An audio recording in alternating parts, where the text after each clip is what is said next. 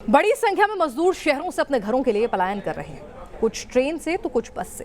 लेकिन कुछ ऐसे मजदूर हैं जिनके पास न तो पैसा है न घर जाने का साधन। न्यूज नेशन संवाददाता धीरेन्द्र पुंडीर ने एक ऐसे ही मजदूर से बात की जो पैदल ही अपने घर के लिए निकल पड़ा। हैरत की बात यह है कि हजारों किलोमीटर का सफर ये मजदूर बैसाखी की मदद से पूरा कर रहा है। ये रिपोर्ट देखिए।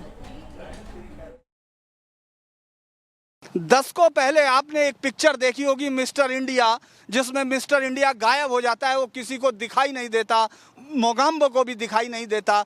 ये चलते फिरते मजदूर इस समय मिस्टर इंडिया है, क्योंकि संसद से महज 500 मीटर की दूरी होगी। संसद का एक दरवाज़ा ये सामने दिखाई देता है, ये सामने देश की संसद है, उसके सामने देश के नीति निर्धारक यहीं बैठते हैं। लेकिन उनको ये चलते हुए मजदूर नहीं दिख रहे हैं, क्योंकि मजदूर अपने घर उनके हिसाब से घरों में बैठे हैं।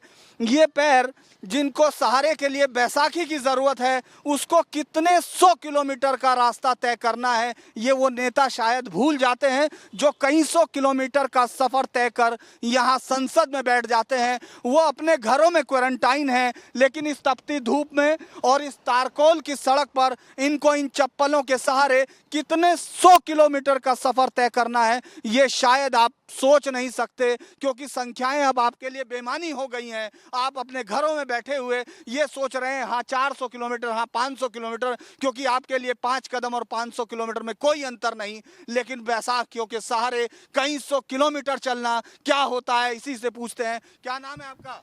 मेरा नाम है रंजन मंडल। रंजन, आप माइक ये लगा सकते हैं।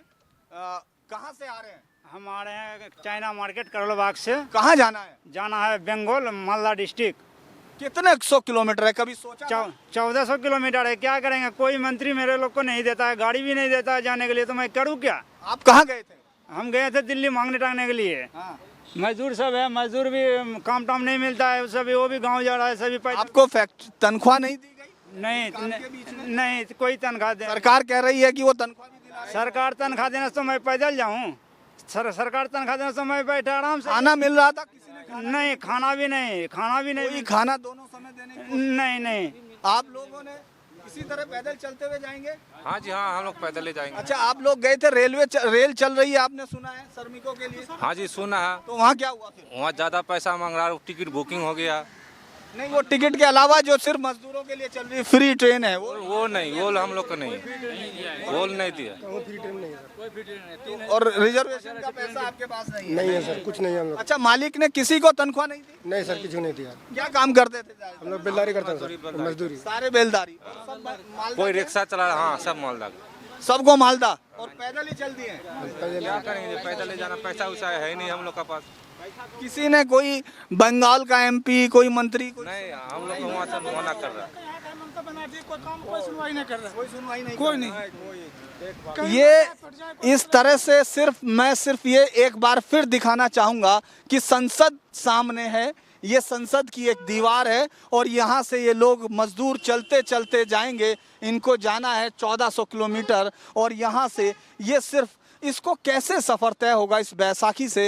हो सकता है ये बैसाखी इसके पैरों में लगी है, लेकिन लगता है कि ये सरकारी उस बैसाखी के सहारे है, जो ये देख भी नहीं सकती कि हज़ारों लाखों मजदूर सड़कों पर है, लेकिन फाइलों में सारा मौसम गुलाबी है।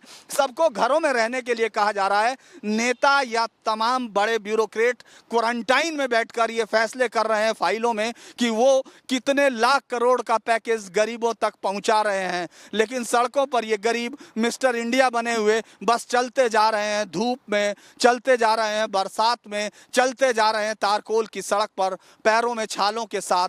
जुबान पर उनकी सिर्फ एक मांग है कि रोटी दे दो या घर तक पहुंचा दो। अब ये मालूम नहीं ये रंजन मंडल इस 1400 किलोमीटर के सफर को तय कर अपने घर का दर देख पाएगा या नहीं।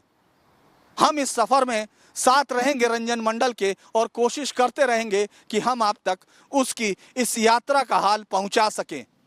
वीडियो जर्नलिस्ट अतुल के साथ धीरेन्द्र पुंडीर, न्यूज नेशन, दिल्ली।